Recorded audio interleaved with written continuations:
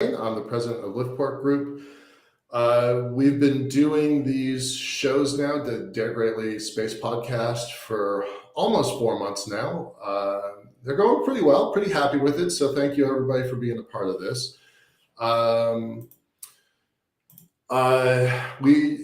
If you've been watching the show, that we kind of have a couple different formats. We do a little bit of a news roundup. We do that every once in a while. We definitely talk about space policy because that's the starting point for a lot of stuff. By the way, I have some pretty cool stuff coming on the space policy side, so just kind of bear with me on that. I'm going out to Washington, D.C. in about a week and a half, and I'll have a ton of stuff for you after that. And we do a lot of one-on-one guests. Really, the folks, I sometimes refer to it as the movers and spacers of the field that are trying to actually build the hardware, the infrastructure, the stuff that we all dream about.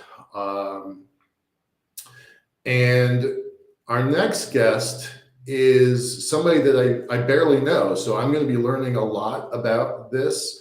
I met him, we'll tell that story in a minute. I met him about 4 years ago in an event.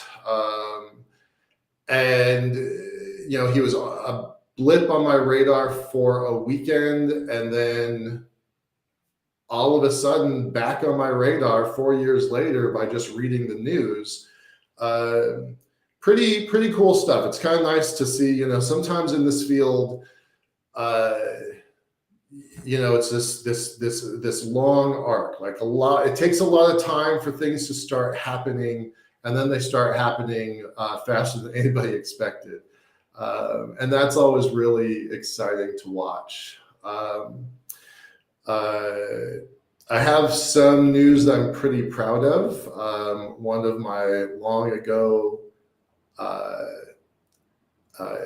team members, employees, interns just wound up with some headline news a couple days ago. So I'm going to try and get him in on our show. I'm not going to spoil his headline here, but it was pretty neat to see his name come across our screens this morning. So some cool stuff coming up in the near future. We've got Dr. Namrata Goswami coming in. Everybody knows that I've been talking about the Starship Singularity for about 2 years now. Dr. Peter, no, he's not PhD yet. He's working on it. Peter Garretson just released his first paper on Starship Singularity. Expect more of those to come. And with that, I'm going to kind of move into our guests. I'm not trying to do a lot of news today. I really want to make sure that we have time for our guests. So let me pull up his bio. Where's his bio? I have too many tabs open. Holy cow. Just a moment. I thought I was prepared and suddenly I'm not. Well, that's interesting. All right. I cannot find it quickly, so I'm just going to bring Matthew in. Hold on a second. Matthew, I was trying to read your bio, and I know I have it, and I have too many tabs. So why don't you give us your own background? We're going to talk about your history quite a bit. So why don't you just give us the thumbnail, and then we'll get into the details in a moment. Sure. And hello, Copernic. Saw that message. Yep. I'm Matthew Travis, obviously. I am one of the original founders, former COOs, and currently CTO of Aphelion Aerospace. We have been developing small launch system as well as propulsion systems since early 2017. We target the spacecraft class of 300 kilograms and under. One of our big focuses is on environmentally friendly and sustainable propulsion. So our technology uses green propellants, minimal CO2 production, and non-toxic, non-polluting, which is it's something that NASA and DoD are very interested in, although it doesn't get as much attention as some of the other things that are going on. But big thing for us was it enables us to simplify systems and lower costs dramatically. And it just so happens that it's good for the environment as well. So it's like a nice synergy between the two. Originally, the company was Aphelion Orbitals. I was one of 5 founders. Company's gone through a couple iterations since then. We reorganized in 2019 as Phoenix Launch Systems. And then 2020 hit, and we know what that year was like.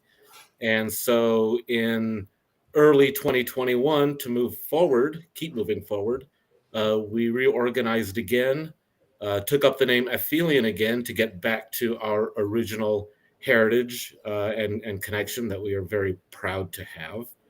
Yeah, it's been a interesting, actually, Aphelion Orbitals, the original company, its 6th year birthday was 3 days ago, February 24. I remember the day. I remember filing the incorporation papers on that one. So I think it's kind of amazing that we're still going after all we've been through, but we persevere. I think in any industry, but especially ours, if you're a startup, and especially in the economic situation we're in right now, I think of the 3 Ps, which would be, I just forgot one of the Ps. Plan, persevere, and pivot. Nice. And nice. back to plan again. Right. You look at Astra having to pivot, launchers pivoted. We've done a sort of a half pivot to emphasize early products more, getting to market sooner. It makes for an interesting cycle.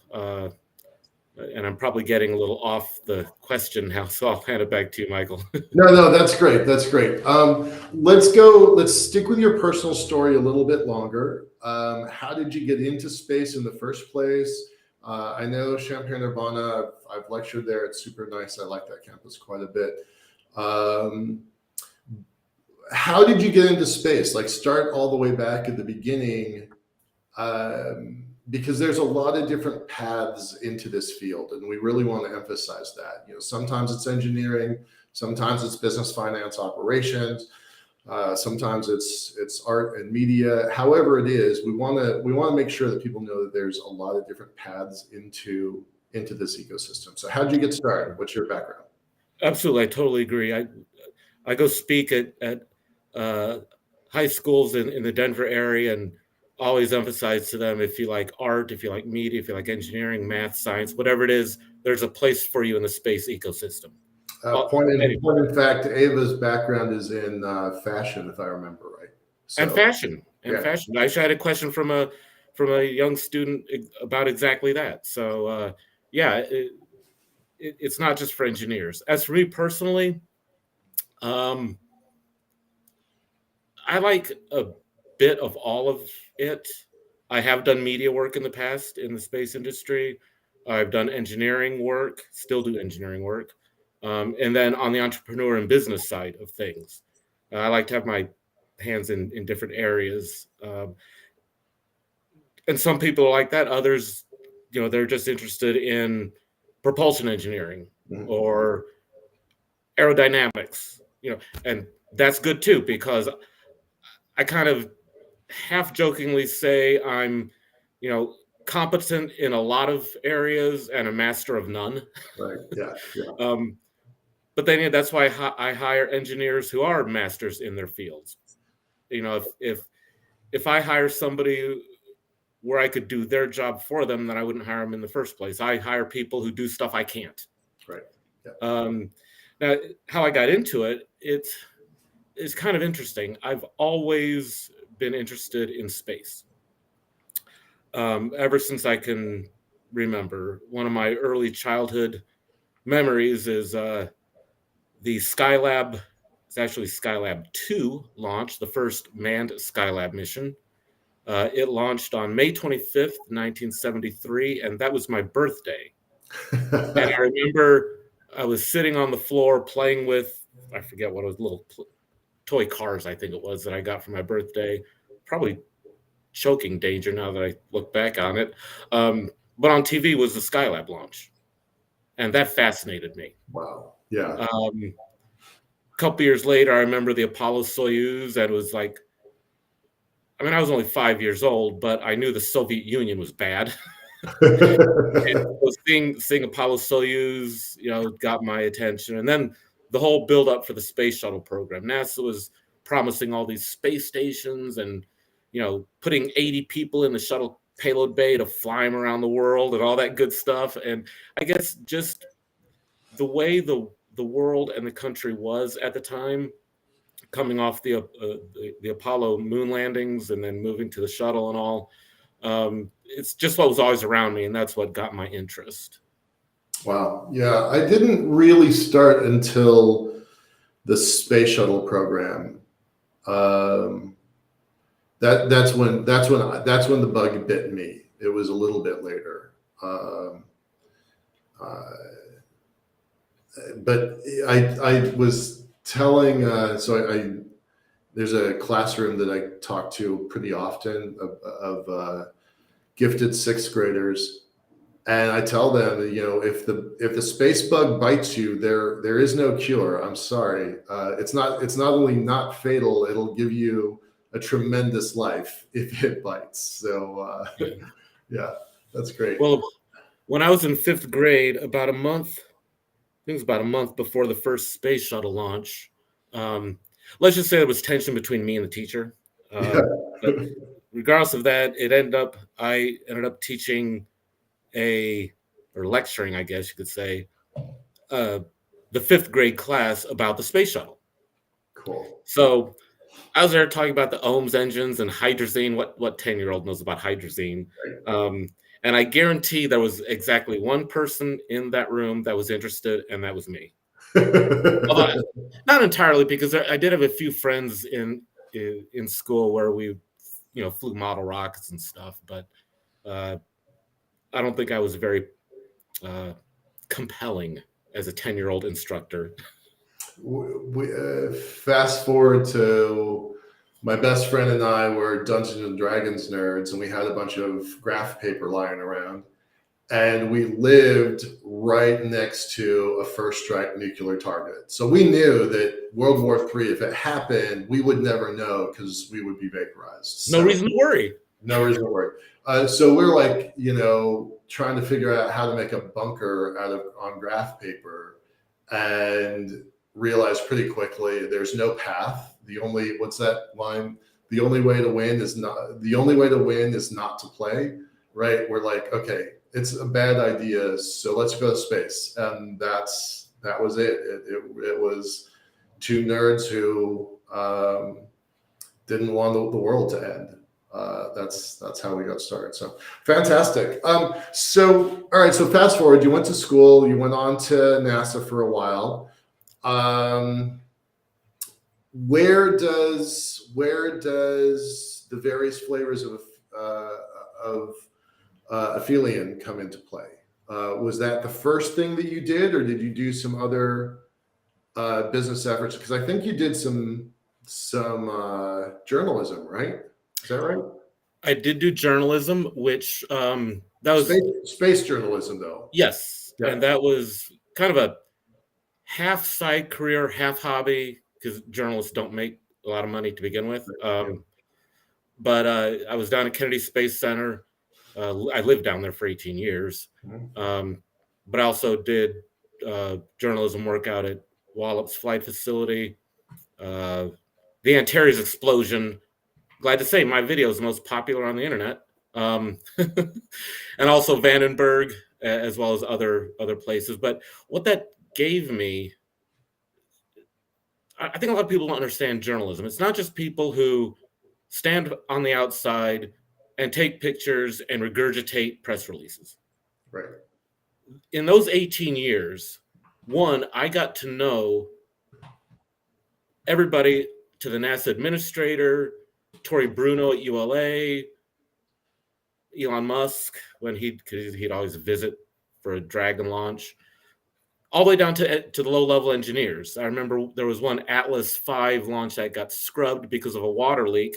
And after the scrub, we were all relaxing, having a couple beers and snacks at a place in Titusville, a little restaurant in Titusville. And this friend of mine walks in. The first thing he said when he walked through the door was, "Sorry, it was my fault." So, but it also gave me the opportunity to see inside these different companies' operations, their cultures, their vision, and a bit of their technology as well, which I use in my engineering work at Aphelion, to be quite honest. But it's more than just taking pictures and regurgitating information. There's a lot of good learning that can happen. I look at it as I learned about all these different companies and NASA, what an employee of each of those would learn. Not as much, but some of it. Yeah. And I think that's really helped in business as well. And then Aphelion was not my first endeavor. I did do independent contracting in the industry, but in 2003, right after the Columbia accident, because of the Columbia accident, I formed a 501c3 nonprofit. It is still around today. It's been a little less active because I've been focused on Aphelion, but its purpose is to promote STEM education, high schoolers, university students, early career, and to do so in the context of the space industry. And we have a new collaboration that I'm initiating, which I have to keep under wraps at the moment, but there may be an announcement soon, hopefully soon, about Ares Institute. That's actually stands for Aerospace Research and Engineering Systems Institute. So that nonprofit celebrated its 20th anniversary earlier this month. So apparently I start businesses in February. Nice. All right, so let's get into kind of the meat of some of this stuff. You got your 6-year anniversary. Tell me what it was like 6 years ago. What were your hopes and dreams 6 years ago? Because they have to change, right? You just talked about pivoting is necessary. So tell me about your inspiration 6 years ago that said, "Oh, I'm invincible. I can start a space company." And despite the billions of failed dollars before me, I'm different. Because every one of us, me included, every one of us thinks we're different. So give me the backdrop of of where you were 6 years ago. Okay. Well, first of all, it was a lot more fun. The beginning is always the most fun, I think, because all those walls you run up against, you haven't run up against them yet. Right. So in late 2015, 4 young engineers started a conversation. Actually started on Facebook, believe it or not. One of them had a CubeSat project, wondering how to get it launched. And at the time, the only way to do it would be like NASA rideshare. That actually was the only way to do it, unless you spent $2 million and bought a launch yourself for however much it would cost. So then others in the group are like, well, it started out a thought exercise about, let's see what kind of design for a single CubeSat launch vehicle we can come up with. And they looped me into this conversation. And honestly, I wasn't paying too much attention to it. Don't tell them that. And you're talking about a single 10 by 10 cube, not even a 3U cube. Yeah. Wow. Okay. And so over the next 7-8 months, this conversation on Facebook was going on. And some of them met up in person during that time. I actually got one of the guys, I got him a VIP tour for him and his entire class down at Cape Canaveral. Okay. I leveraged my media credentials for that one. Didn't get myself a tour though. But so it was really just a project at the time. In June of 2016, we all met up in Manhattan for a week to discuss this, to go over design concepts. We were working on a website. We launched a weather balloon that we lost. We launched a rocket that we had to literally rip out of a tree when it landed. Big and if rocket? you look at it, Is that a big? How big a rocket? I was only like 6 feet tall, not a big one. All right, okay. I was one of the early members of the Tripoli Rocketry Association. Yeah. So I'm member number 152, and I'm proud to say I still have certification level 0. They always think that's funny when those guys have been firing rockets out in the desert for 18 years that I know of, and some pretty important companies came out of Tripoli. That's pretty cool. Yeah. I know that. Well, I mean, Steve Jurvetson is a member. Yeah. He launches out. He's shown up at some launches I've been at, and Carmack's been out there. All the Armadillo folks got started out there. Maston, we just had Sean Mahoney, the former CEO of Maston, on our show just 2 weeks ago. Yeah, all of Maston was out there. Yeah, no, Tripoli's pretty serious. Good for you. I didn't know about that credential. That's a great credential. Well, having a certification. But the nerds that know are going to care. Yes. So we all met up for a week in June and came to the conclusion. Well, we wanted to decide if we wanted to move forward. Okay. Came to the conclusion we would need a lot of external money to support it. We also saw that there was an actual business case, not so much for just launching a single CubeSat, but maybe launching 10, 50 kilogram, 100 kilograms. And because of that, we started starting an actual business. Okay. And we worked on that for the next 7 months. And when we felt we had our ducks in a row, in February of 2017, we incorporated Aphelion Orbitals.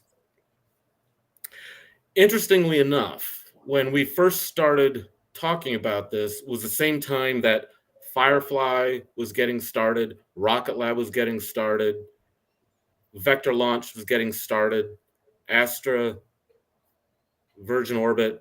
Yeah. So what we happened to see in terms of market opportunity, a lot of other people did as well, which kind of bit us since then because we don't really need to be competing against 200 companies. But it is some sense of validation that, honestly, we went into it with as a team, little knowledge of the industry and market opportunities. Yet we were able to identify this and come up with what I still believe was a viable business plan. Well, in 2016, there wasn't the amount of information and transparency that there is now. Right. You've got Space Fund with their reality rating index. That's got 160 companies. That is woefully inaccurate. We all know that that's not the full list. And now as Europe, China, India, Israel, as they're all building their own systems, it's more than that 160. It's more than 200. We don't know what that fallout is going to look like, but it's going to be there. But that in 2016, that information was not publicly known. So I wouldn't beat yourself up too much for that. Right. And we also don't know how many of those companies are merely aspirational. Right.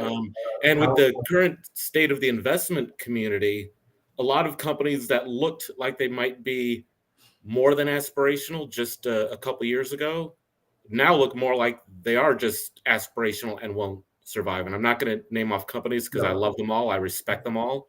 But in the end, I wouldn't be surprised if maybe only 20 companies actually make it. So, okay, all right, wait. So Rick Tomlinson, co-founder of Space Fund, was on Red Planet Live last week, Tuesday. So he was on our show Tuesday. The Mars Society is one of our clients, and they run a show called Red Planet Live, and Tomlinson was on their show. We run the background pieces of it. And he said the words 20, and I was off screen, Leah's off screen. We're not allowed on camera during that show because it's their show. But I gotta take issue with that 20. Everybody's like, oh, 10% is gonna be left. All the national programs are going to have companies. So India will have its own, Israel will have its own, France will have its own. Obviously, China's got like 5 or 6 or 7 in development. So national programs alone are nearly 20.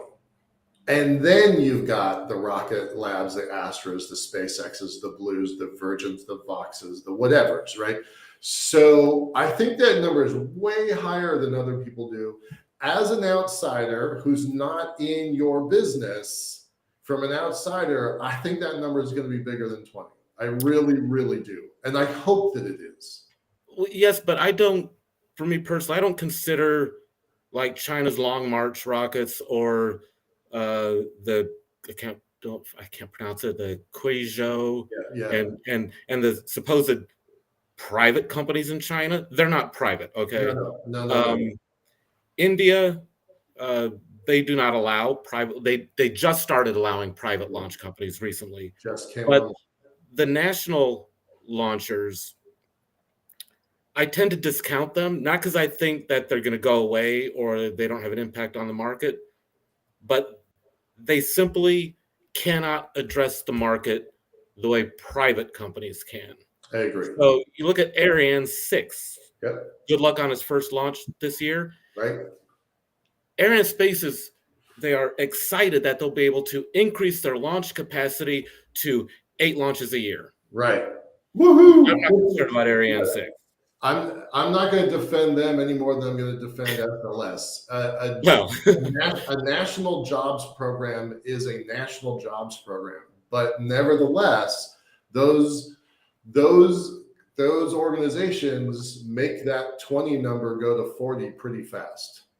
Yeah, but you have to look at more than just the number of companies. You have to look at both the number of launches annually and the number of spacecraft and customers that are being served. So I want to stick with that, but I want to stick with your timeline too. So let's come back, and then towards the end of the show, let's talk about Starship, because that's the big elephant in the room right now. Yeah.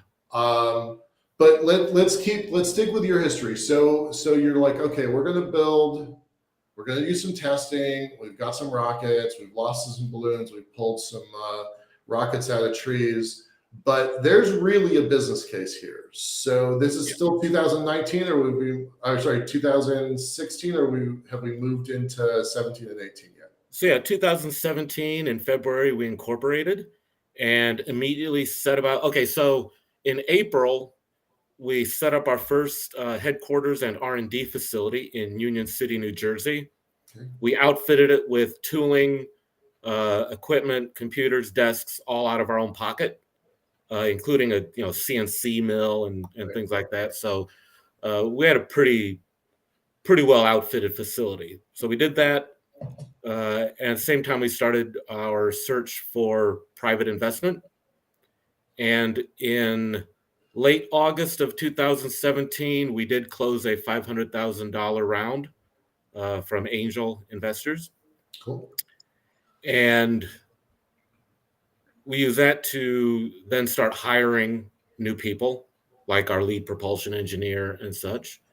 And in October and November, we had people relocate to New Jersey, including me. And at that time, we were deep into the design work for version 1 of our propulsion system, which we had that manufactured and took delivery in February of 2018. Okay. In April of 2018, we got started fabricating our mobile test stand. So the thrust structure, the data acquisition control system, plumbing, getting propellant tanks manufactured, all that good stuff. And we spent the next several months building that out, testing it, cold flow test, high pressure, hydrostatic test, all that good stuff. And that was, we were mostly done with that by August of that year. And at that time, we started looking for where we could actually do our testing. So we reached out to the spaceport in Titusville. They were initially very supportive and then basically ghosted us. We reached out to Camden County, Georgia, where Vector had done a low altitude launch. They were totally supportive. Bayer Crop Sciences was supportive of us, but it was going to be very expensive. And we were on a very short runway here. Right. So we also took months to get an answer from Illuminati Aerospace. They have a former Northrop Grumman facility on Long Island. That's where Launcher first set up before they moved to California, and they did their testing out there. Eventually, they said we could just go in, have at it. Max over at Launcher. I actually messaged him once a few months later, but according to Illuminati, Launcher wouldn't have a problem with it.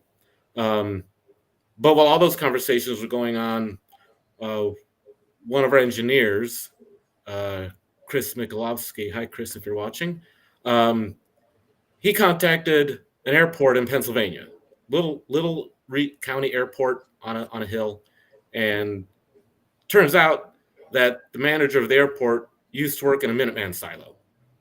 So he's like, come on down, come on over. Like, how much is it going to cost us? Because Georgia wants, 6 figures.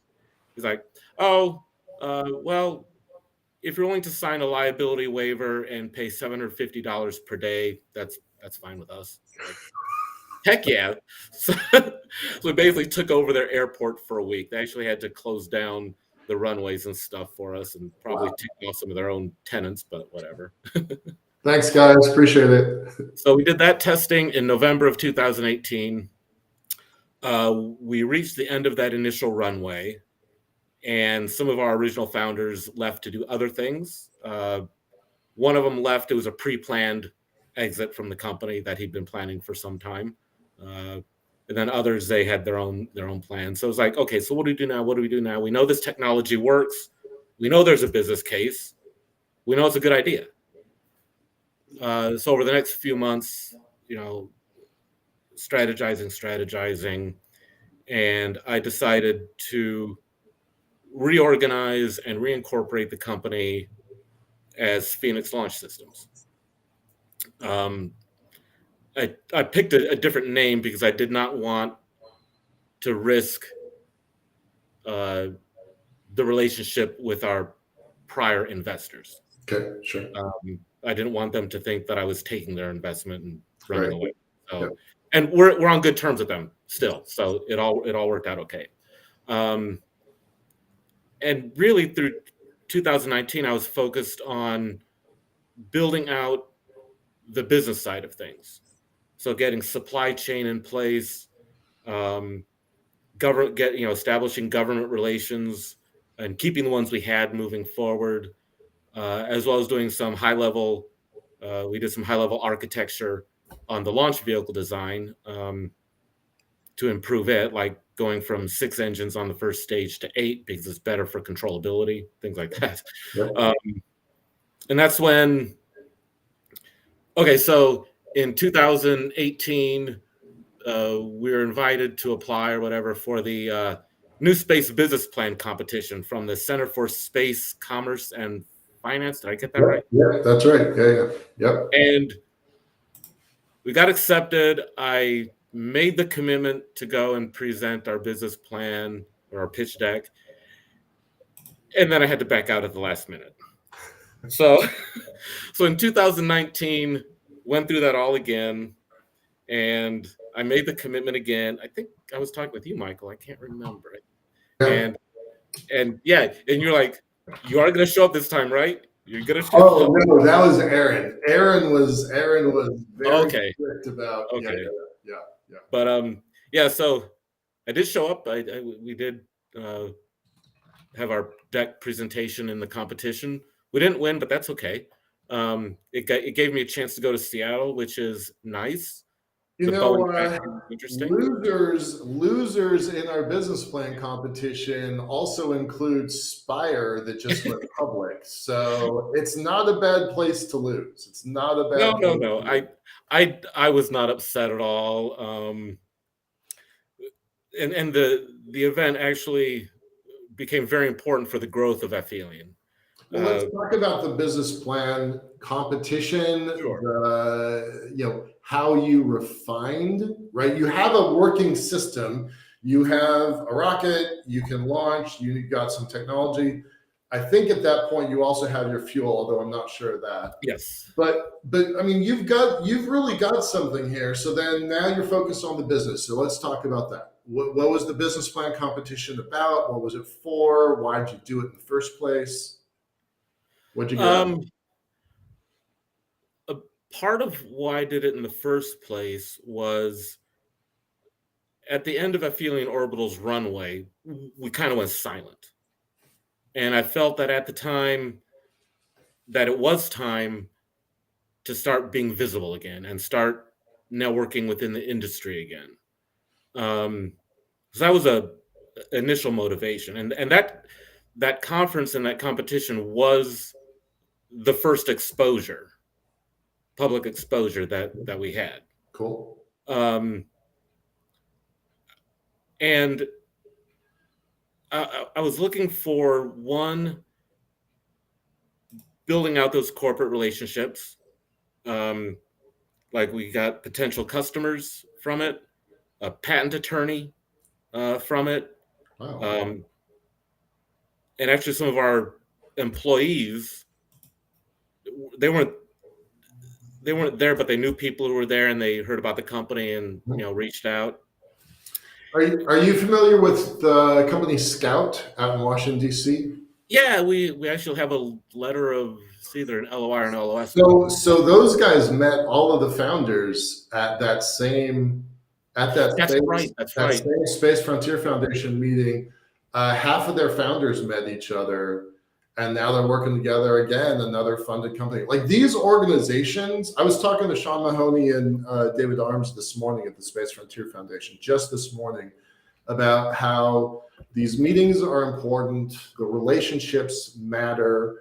All of Jeff Mamber and the whole NanoRacks team, that all happened over beers at a different, long ago Space Frontier Foundation meeting. Like these things, they make a difference. So that's really cool. Good. Oh yeah, absolutely. And we have leadership on our team right now who contacted me about Aphelion because of that event. As well as in 2020, we were in the AFWorks Engage Space program. So even if you don't get a contract or a prize from one of these, the exposure can be invaluable. One of our advisors is a gentleman named Kevin Rice. He retired from NASA a few years ago. He was the director of business management at JPL. He rescued JPL after the embarrassing Mars failures in the 90s. Okay. Before then, he was director of business management at Lockheed Martin. He saw us. Actually, one of his colleagues saw us, and then he saw us. And so he reached out to me, and we talked a bit, had some conversations, and eventually joined our board of advisors. Wow. Which is real nice experience to have, obviously. But yeah, it's the I cannot understate how important the right kind of exposure can be. Obviously, some things you want to keep private, stealth. Some companies like Astro go stealth all the way up until they're ready to launch their first rocket. Right. Good for them. I would love to be able to do that, but Aphelion does not have a billionaire backing us. But the right kind of exposure and the right venues can be invaluable in pushing a company forward. Yeah. It changes everything. The earliest days of Liftport, when we were still working on the Earth elevator, that's all we had. We had PowerPoint. We had some good math from the NIAC proposal, our report, and we had a lot of attention. We had a lot of visibility, and that we rode that wave for a long time. Now, the current version of Liftport's much quieter. We're focused on the moon. I think you know that we're focused on a lunar elevator, but we're not making the big splash that we used to. But that level of international attention, it changes everything for you. So good. And sometimes it's just being in the right room at the right time with the right people. You know, it's this is still very much a relationships business. There's a lot of new folks to the community, new folks to the field, and that's great. And they all want to showcase that they worked for. They want to showcase that they were an intern at SpaceX for a summer, and so they're new in the industry. But there's still very much relationships that need to get built, and it takes time to build that stuff. So be in the right room, be in the right place, be open to the serendipity of the relationships. Yes. Yeah. And be flexible with the folks you have relationships with. Yeah. I tell my team all the time, stakeholders, nothing can end your business faster than mad stakeholders. And nothing can grow it faster than happy stakeholders. Nothing. Exactly. Yeah. So, all right. So you were in the business plan competition. You met some of the right people. You said that was kind of key to some of your growing. So what was it about the competition itself that was useful? Again, it does get back to the exposure, but also, since we just done this reorganization, replanning and everything, the preparatory work that we had leading up to it, the feedback, the input from everybody was also extremely valuable. You can get, pitch deck help, as it were, from consultants, and we actually do have a consulting firm that helps us with that now. But why do I want to pay $5,000 to have somebody rip apart my pitch deck when I'd just be happy to get $5,000? Right. So it was, and the thing is, since we weren't engaging a consulting firm for that competition, it was just you guys. Mm-hmm. You were a lot more honest. Yeah. One of the things that really aggravates me is when a consultant or an advisor or whomever has nothing but positive feedback, because either they're getting paid and they want to keep getting paid, right, or they're not getting paid and they don't care. Right. Honestly, in the competition, the feedback was not brutal, it was blunt and was honest, and it was very, very helpful. Well, the point blank question was, how are you going to win against 200 potential competitors, right? So that was some of our feedback. I remember that pretty clearly. Your green fuel was cool, but not necessarily, fiscally. It's not the business case. It's not fiscally relevant, right? It's neat. Exactly. It's not, In the end, while it's an enabling technology to support the business case, it is not in and of itself the business case. A Right. customer doesn't care. Right. Nope. They want to Customer get wants here to there. here to there at the right price and the high level of reliability. Yep. Yep. All right. So the business plan competition kind of like made you step up your game, and it introduced you to a lot of the key people that are still around. So then fast forward, because we have just we have 15 minutes, 14 minutes. Time flies. Yeah, I know. So let's move a little speedier about kind of where let's jump forward to, you've raised a couple rounds. I think if I've done my homework correctly, it's about $1 million in about 3 rounds. Is that roughly correct, or have I missed something? Actually, that's about right. We had the angel round. We have a convertible note round that we did, which we didn't. We publicized it somewhat. The crowdfunding, all told, upwards of $1 million, and then an additional $2+ million coming from founder and internal funds. So Okay, in total, that's not publicized. What's that? That $2.5 million is not publicized, right? When we talk to investors, right? But it's not like I couldn't like Google that and find that. That's I've Right. been looking at these reports. We did a big analysis of Space Capital's report about a month ago. We look at Euroconsult and Bryce and all those, and we dig into these reports. And one of the caveats I keep saying every time we look at these reports is there's untrackable money in this sector. There's untrackable money in this sector that, I was easily able to find roughly $1 million, and you just told me I'm off by a third, right? Maybe 2/3, right? So I've known for a long time that there's untrackable money in this sector. I had an important conversation with the chief scientist of U.S. Space Force about 4 years ago. He was stunned that the private sector was actually putting more money into the sector than the Space Force's total budget. He didn't believe me. I had to back it up. I had to back it up with data. And then ever since then, like my caveat to that is there's untracked money in this field as well as the track stuff. So that's interesting. Especially early stage companies, because like eventually we will convert basically what has been investment of our own into shares.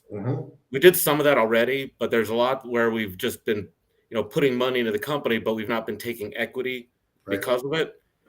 Before our next big round, we will have to go through the whole effort of, okay, you've invested this, you've invested this, you've invested this, get with our financial firm and our lawyers and have actual additional stock issued because of that. Yeah. Doing that financial stuff is almost as hard as the rocket engineering in the first place. Yes. Yeah, it is. Okay. So in our last kind of 10-ish minutes, let's talk about going forward. Let's talk about how does, I refer to it as the Starship singularity, that everything is going to change.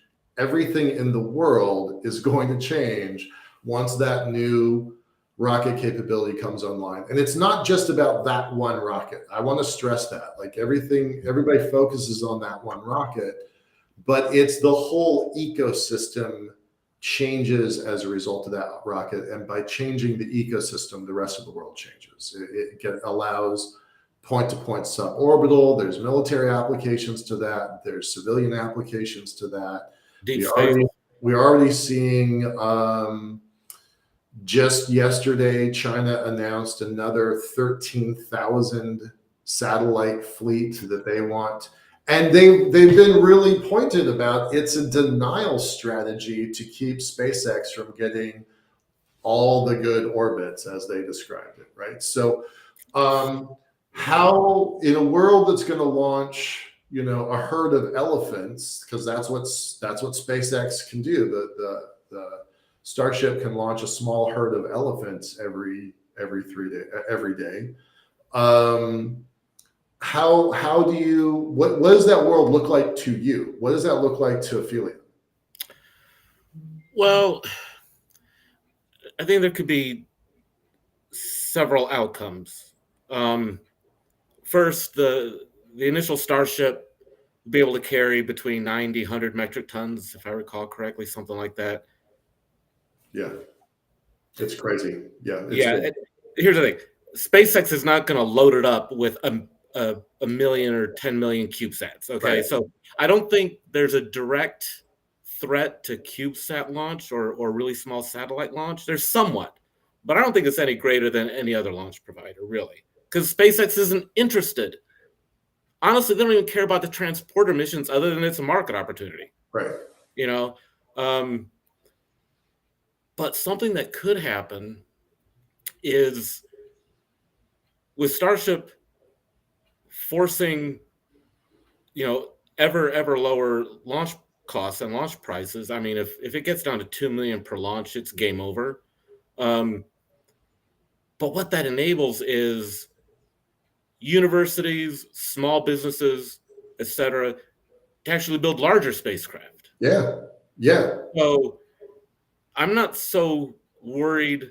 I'm not really worried at all, because the CubeSat's the CubeSat, whatever. But if I were worried, if I were dependent on CubeSats, I would be worried not that Starship would take launch customers away in terms of actually launching the CubeSats, but that it could nearly, although probably not entirely, kill the CubeSat ecosystem. A lot of organizations who build and fly CubeSats do so because of money. Mm-hmm. Plain and simple. Yeah. Specifically, launch costs. Now, Aphelion can address that to a significant degree. We know, I say that with confidence, we know we can get down to $5,000 per kilogram. All right.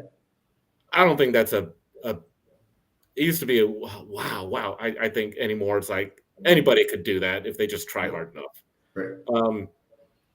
But if SpaceX gets it down to like $10 per kilogram, do we have no market? Yeah. I mean, there's a future where you can hold a bake sale at high school and launch, your mascot to space, right? Like that future is on its way. So you don't think they're going to cannibalize the CubeSat market, because frankly, why bother, right? I think in the end it'll be why bother. Yeah. Okay. And Falcon 9 is getting retired, so those rideshare missions are going to go away. Yeah. Now there may be customers on Starship that deploy CubeSats. Right.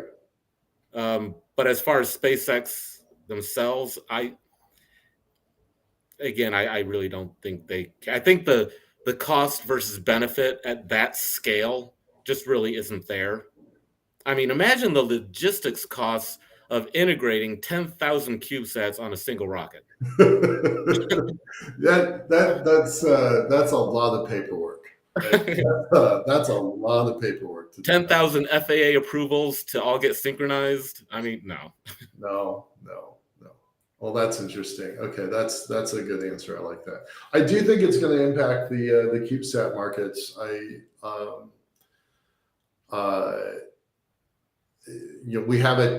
We have 20 years of flight heritage from a design standard that was a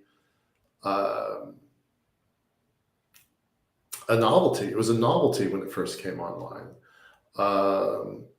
And now it's a de facto standard that the whole world uses. There's 3 high schools in Washington State that are able to build a CubeSat.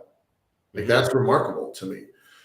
So when you're saying you're good, right? You're saying Aphelion's fine because it's not going to have much of an impact on the core business, because we're going to keep launching these small sats, these I very wouldn't small sats. I wouldn't use the word fine.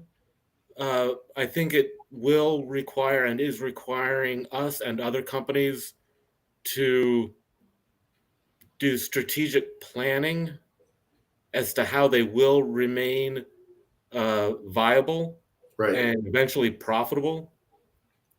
I think there are enough missions, and actually, this was stated at the Small Sat Symposium. I forget who stated it on one of the panels where they were saying that we still need more launch. We still need more launch. And even Mark Kelly did a talk where he's like, we need more launch companies. Investors just don't believe it. Right. But I think there are enough unique missions, especially like with DoD, universities with unique experiments. I think there are enough missions to support small launch industry. Definitely not 200 companies though. But not every CubeSat can go to either Sun Synchronous LEO or 22.5 degrees LEO or 51 degrees LEO. There are missions that require orbits where it's unique. You know, if I went to Gwen Shotwell and said, I love Starship, I got a CubeSat, I know you're going to put 10,000 more on it. My CubeSat needs to go to an inclination of 78.5 degrees with a perigee of 200 kilometers and an apogee of 17,200 kilometers. Can I get a ride? No. It's not going to go anywhere. No. That's where you start looking at dedicated launch, which I think there's still going to be a need for it. There's going to be a need for that. I'm somewhat famous on my own channel for talking about the grand architecture, how it's going to kind of evolve. And the very next thing that's going to get a lot of attention is going to be tugboats. Yeah. Tugboats to get things from where they are to where they need to be, because that piece is not really well defined now. And in the chat we've got Helen talking about focusing on your strengths, creating new market opportunities, put those engineers in fields to invent stuff for Mars. Not necessarily a bad idea. Yeah, not a bad idea. So, all right, with just 2 more minutes left, what is the immediate next 6 years? You just finished 6 years. If you were to pull out your crystal ball, tell us what the next 6 years look like. What does the next 6 months look like? And I always try to ask the question of what does 2035 look like way out? So give us those quick answers. Sure. Over the next 6 months, right now we're working on a bunch of SBIR proposals to get submitted next month. Right. Hopefully we'll win 1 or 2. By the end of the year, we will be hopefully finishing qualification of thrusters for lunar lander project that we're collaborating. There's a potential customer. They want us to qualify thrusters, and then they'll buy them from us, as well as spacecraft propulsion systems for like attitude control and orbit changes. So that's our near-term push to get products on the market and get our revenue going. Because again, investors and such are not investing in launch right now. So we'll get to market with space propulsion products, still do launch vehicle development in the background. Okay. 6 years from now, hopefully we will be a much larger company and very profitable. I do think the launch market will open up again. After we have this great culling of all these companies, there will be opportunities, I believe, that will be opening up. And we intend to be in a position to take advantage of that, hopefully as soon as just a few years from now. Well, Space Force has actually publicly declared that there is not only not a glut of the market, there are not enough launches. There's not enough launch capability. Exactly. That's Space Force. I mean, that's no joke, right? If they can't get launched, that's a bad thing. So the challenge is investors are not leaders. Investors don't create markets. They don't create trends. They follow trends. They read Forbes and the Wall Street Journal.